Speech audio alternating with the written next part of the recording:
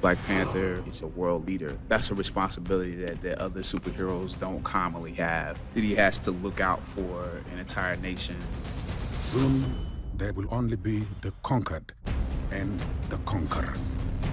The Dora Milaje are women who pledged their lives to the throne and to the security of the kingdom. Wakanda forever! My character, Okoye, is the general of the armed forces as a whole. Okoye represents the old guard and tradition, while my character, Nakia, challenges tradition. You get to decide what kind of king you are going to be. Nakia was born to be a warrior. She was born with a warrior spirit. I got into a disagreement. Made a bit of a mess. Training was very, very interesting. The Dora have a way of fighting that was supposed to be inspired by moving as one. The Dora work together to take down somebody, like the fight we have with Killmonger. Step into the spotlight. The action's there. It's not your typical film. It's raw. It's real. Step into the spotlight. Don't freeze. I never freeze.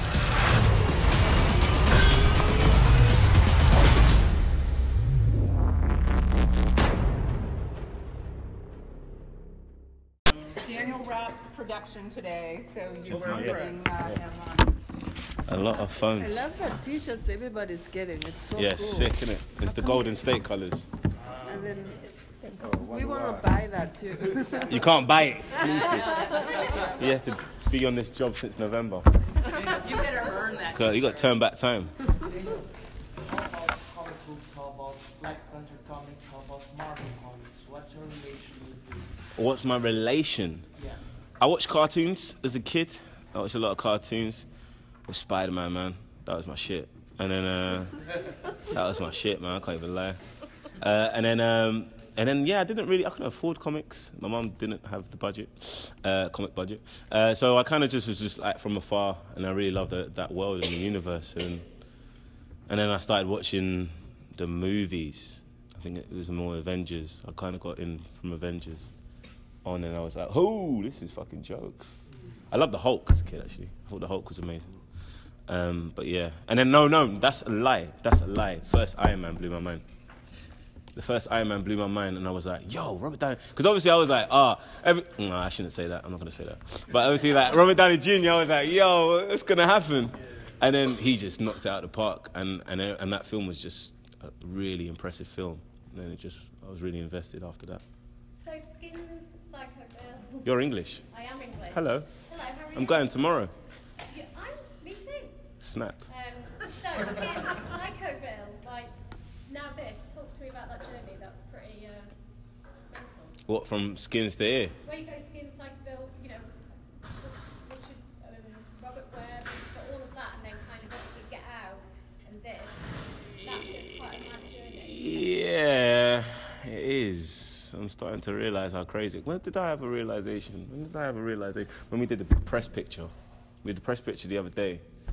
It's like I was there, and Angela was there, Forrest was there, Chad was there, Pete was there, Denai, Tish, Mike, and I was like, oh, I'm in this film. Like, I don't know how I got it. That was the one in the moment I was like, right. But then obviously my entry level was the work I did back home, the short films I did back home. Ryan saw it, so I got cast in this in the summer. Last summer I was doing a play, so he just saw my shorts, saw stuff that I did, and then so it was just kind of organic, because like Ryan's part of that universe of like people that he knows, a couple of people in London, that directors that I've worked with and XYZ. So it's surreal, but it's not surreal. It's kind of like you're just doing it. I think when it's out, but it's more about kind of like being on set of this and going, I've never seen anything like this. Kind of how I felt at Skins, kind of felt on Get Out, kind of how I felt in a lot of these jobs. And you know that special thing where it's like, this is, if my thing is, if one person sees it, they have to tell at least like 10 people, because it's just like, whoa, I saw this film. So that's always going to keep me in good. I think when people see this trailer, they go, I've never seen this before. And that's the exciting bit, because you're breaking new ground, you know. What would this have meant to you as a kid? Like, you know, you liked Spider-Man and Iron Man. What would this have meant to you if you'd watched this as a kid? As this film? Yeah. Everything, because it's African characters. It's like like my house is like mini Uganda. You know what I'm saying? So it's basically seeing it's an African blockbuster, how I see it. And you're just like, so I saw it and I was like, if I would have watched it, I would have gone. That's what I'm saying. There's a scene in Warrior Falls, and it's when Black Panther comes back, and you're like, I got chills when Chad came out. I genuinely got. I wouldn't say it if I couldn't be bothered. I ain't got a publicist, so I don't really care. So like, I got chills, and I was like, ooh. And I was just like, it's just gonna. If you're a kid growing up, you're just gonna go, wow, like, this is It's like, it would have. I don't know what it would have done, but it would have just been kind of really mind blowing. But I still think it would be mind blowing now, as a 28-year-old. It's not like. How are you finding the accent? Is it hard to do? It's long.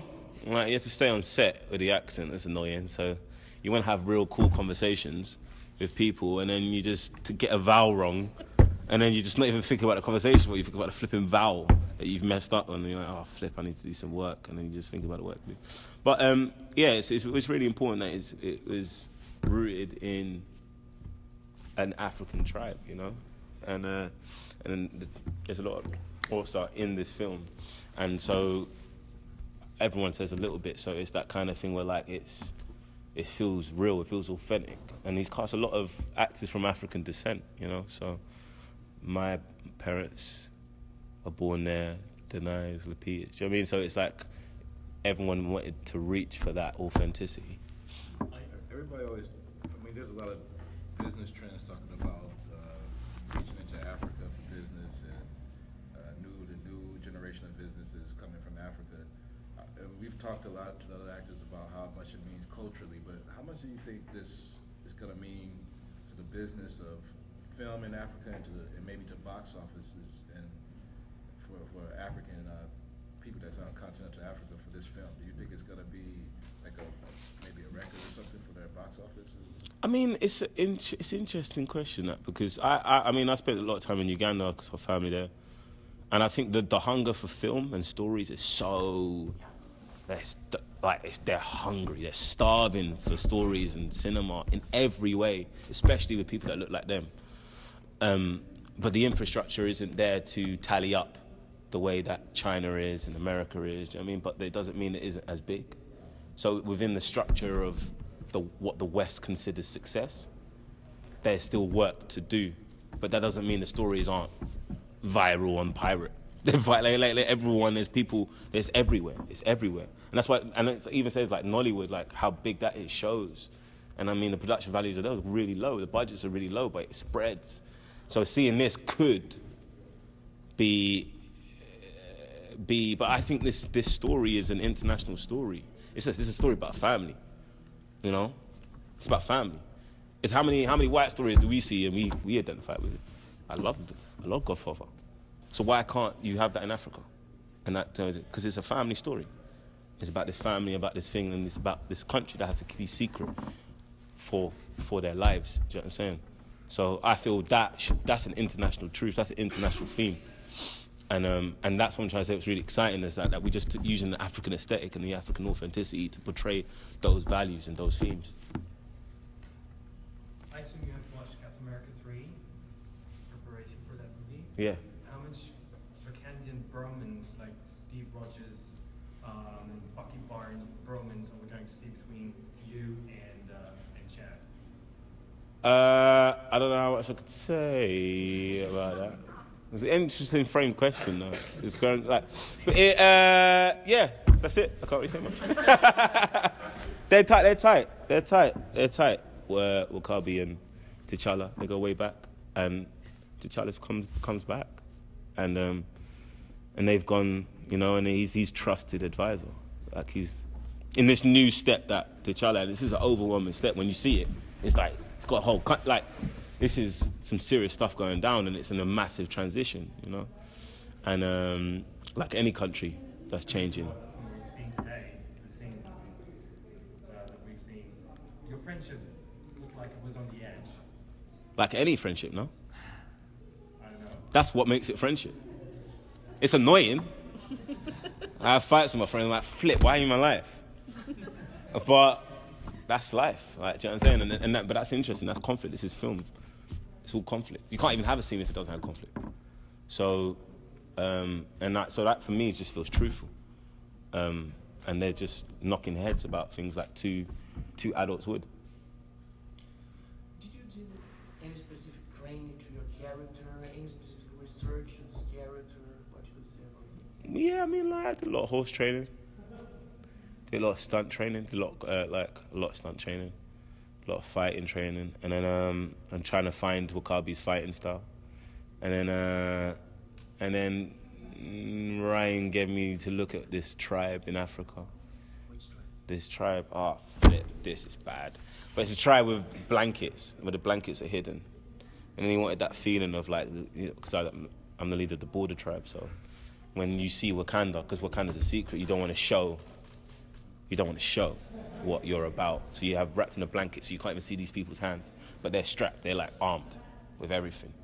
And it's kind of like a kind of metaphor for what Wakanda's like. I mean, it's a secret, and there's all this stuff that's in there, you know. And then, but so the first people you see are my tribe, and yeah. You said you like Spider-Man when you were a kid. Mm-hmm. Black Panther as a superhero. What's special? What you think is different from all the other superheroes? What I think is this special about Black Panther in comparison to all the other superheroes? I mean, I wouldn't say I can't answer that in comparison. I can answer that in what I think is special about Black Panther, because I don't want to tell it. Oh, this or this. It just felt for me it's like a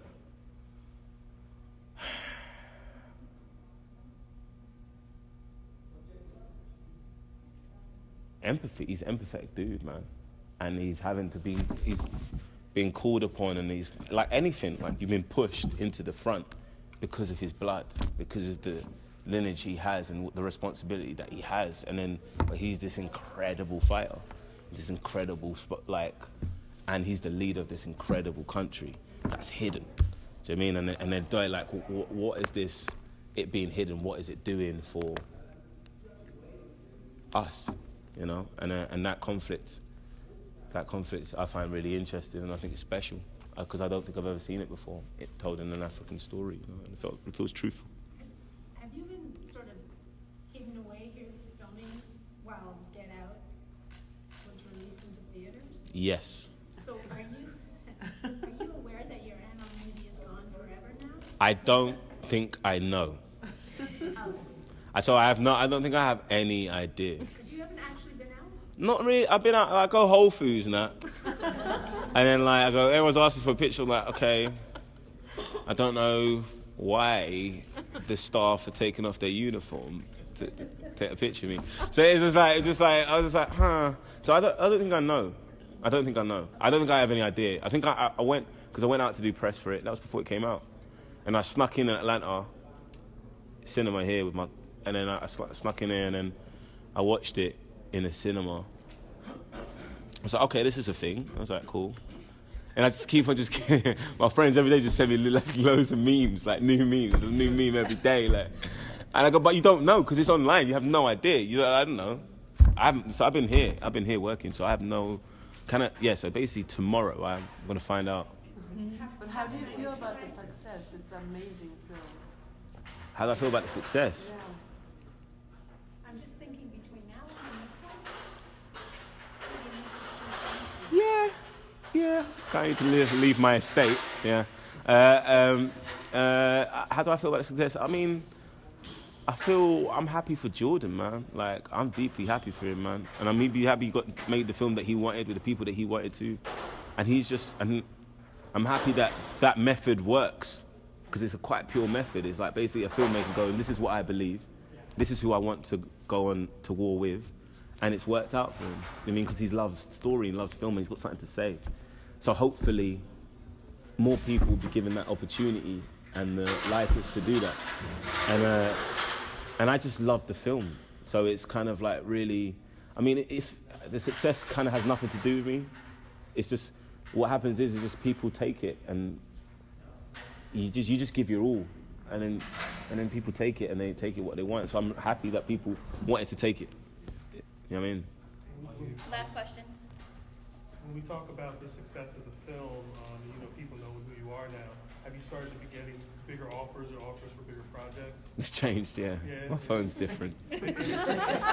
Like, my phone's different. I was like, look at this phone. Like, it's like some stuff comes out. It's like, what are you talking about? Like, there's different conversations. Like, it's a different phone. Yeah, it's changed. I had like a FaceTime with this director. I was like, huh, okay. You know who I am. It's just, you feel something is changed. But then that's another thing. I'm not really going to change what I'm doing. The reason why I did get out is because I was doing what I was doing. Why would I change what I'm doing? That doesn't make sense. So I'm going to keep doing that. I don't feel like I should do more. No, I'm just going to keep doing stuff I believe in. If Get Out bombed, I believed in it. It just happened to do well. Do you know what I mean? I believe in Jordan as a filmmaker, and I believe what it was trying to say. I believe in Black Panther as a film and what it's trying to say. I believe in Ryan as a filmmaker. I believe in anyone that I choose to do moving forward. I believe in what they want to say and believe who they are. And then that's it. And I just keep it moving. And I'm just helping them tell a story, you know? And that's it. So I just kind of roll like that. Are you ready to be part of the Marvel Cinematic Universe for a longer period of time? So? Am I ready for it? I'm ready for everything. Thank you so much. Thank you. Thank you. Thank you. Okay. Thanks, guys. Thanks so much. So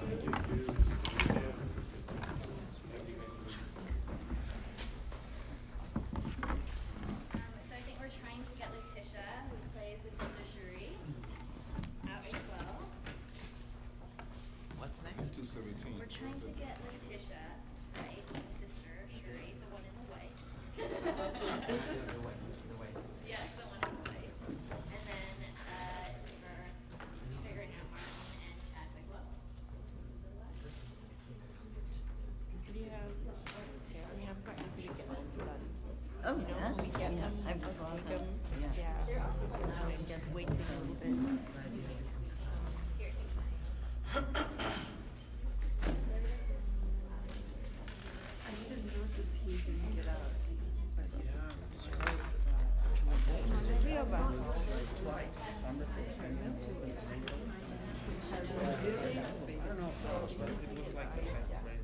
The three of us. Whatever. I watched it. It's so good. I don't know. I'm gonna do it. Come on. Tomorrow night, maybe I. You should catch somewhere here. That's cute. It's still open. Sterling Rubin, I'm with you. I really want to. My coffee game was cold.